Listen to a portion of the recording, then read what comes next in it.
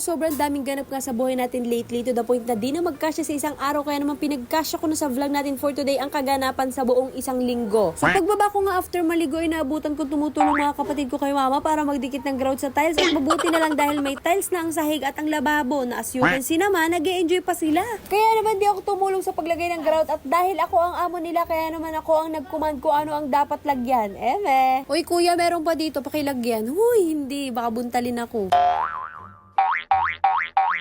And another day ay umuwi nga si kuya galing sa work at may uwi ngang cake dahil birthday nga ng tita kong malupit. Cake lang, walang handa Kaya sabay-sabay namin kinantahan, pero pasimula pa nga lang kami, umihip na siya. O di ba malupit? Kaya sinindihan ulit namin, tapos kinantahan ulit. Subukan mo kakuhipan ulit, tignan mo lang.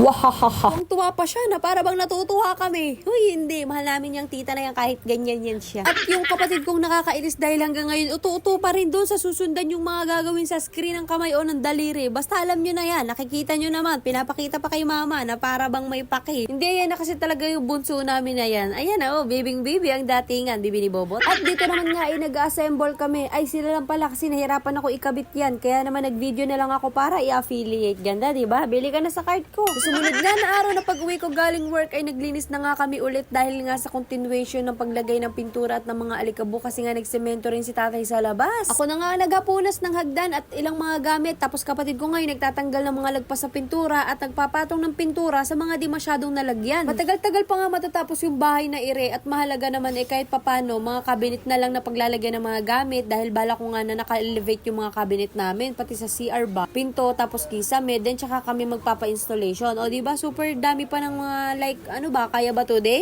Kapag nagawa na lahat, tsaka palang organize lahat ng gamit dito sa baba. Tapos yung sa pinakakwarto naman namin sa taas, ang susunod ko na aayusin. Grabe talaga yung blessing natin. Thank you Lord. Naniniwala talaga ako na kapag para sa'yo, mangyayari kahit hindi mo ipili. Keep praying lang. And another day nga ay schedule ko naman sa ating therapy ng aking likod. And don't worry guys, maayos naman ako. Yung session lang na ginagawa ko is para lang di ganun lumala yung sa scoliosis ko. Even though na-hit na natin yung age para sana matuwid, is ayos na rin. Mahalaga ngayon ay nadala ko na siya for rehab. And masasabi ko na super laki guys ng improvement na nakita ko, at higit sa lahat yung pakiramdam ko kasi sobrang uncomfy talaga na may mga scoliosis. Sana man lang pala nakapag before and after din ako, pero wala mahina So yun na nga, dito ay ako lang mag-isa na nung una nga grabe yung kaba ko, pero ngayon eto super na-enjoy ko na umalis ng ako lang pag session ko. Yung tamang idlip ka lang sa biyahe with music habang naka-earphone, tapos nagmo-moment ka sa jeep habang finifeel yung hangin dun sa bintana. Eksena si Bading talaga. So eto na nga at nakarating na tayo sa hospital na ilang minuto nga lang ay nag-start din naman agad. Kaso hindi ko na nga kayo naisama pa dahil bawal nga ang mag-video. Baka bigla na lang ako lapagan ng RA number niyan. So dito nga sa loob ng ospital ay umistop muna ako para kunin yung payong ko dahil nakita ko nga na umuulan sa labas. Diba? Ang cute na nga nung bag ko. Ang cute pa nung payong ko. Bag ni Dora Yarn. O siya, tayo ay uuwi na dahil kinabukasan yan ay babalik tayo ng ospital para ulit sa session natin. Pero hindi ko na nga siya sinama dito. At dito nga habang naglalakad ako, iniisip ko nga kung kakain nga ba ulit ako or hindi na lang. Pero napa-U-turn ako bigla dahil pagkita ko nga sa labas sa 7-Eleven ay may nakapwesto nga mga pulubi na actually ako talaga ako sa kanila. So quick story time, hindi naman ako natatakot dati. Pero dahil nung one time may na-experience ako nun sa palengke namin na naglalakad lang ako, then bigla ako binatukan sa likod ng lalaki na baliw yata yun. Sobrang lakas at sakit niya guys. Na oo, hindi lahat pero isa yun sa nagbigay ng trauma sa akin sa mga ganong uri ng tao kapag nakakita ako sa labas. So yun, moving on, nakauwi na rin tayo at agad din naman ako nagbihis niyan dahil magliligpit din kasi ako dito sa taas at magdidikit sa dingding namin. So para makapagpalit tayo muna yung mag-transition in 3, 2, 1, go! And so this is our pambahay for today's video.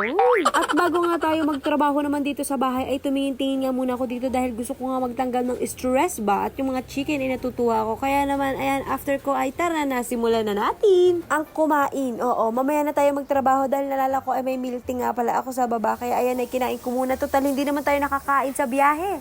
At yung tinapay nga ay galing pa sa trabaho kaya medyo matigas na siya. Pero pwede pa naman. Natagalan pa ako sa pagkain kaya inabot ako ng gabi bago magsimula. Ano naman kasi nagpakanta-kanta pa yan siya. Pero mai-share ko lang ang flavor na gusto ko sa Big Brew. Ayun, Choco Kisses. So, maiba na nga tayo after ko makakain ay ayan, full energy na naman ang bata na para bang walang nangyari sa maghapon. At dito kayo magdidikit na tayo ng mga wall brick tiles unti-unti. At 200 pieces nga pala itong in-order ko, pero feel ko kulang pa to, kaya order na lang tayo ulit. Ano, tara? So unang try natin ay ito, itine-check ko nga muna kung madikit nga ba talaga itong nabili ko. At legit siya guys, sobrang madikit siya. At pag nadikit nga yung daga, feel ko hindi na nga rin makakaalis. Pero syempre di natin didikit ang daga, na para bang. So the moment of truth, nakadikit na nga sa dingding ay ayan guys. So as you can see, hindi siya nababakbak at hindi rin siya natatanggal. So i-transition na nga lang natin yung iba para mas mabilis ang proseso. And for me, maganda siya. So hanggang dito na lang muna ang ating vlog. Thank you for watching. Bye-bye!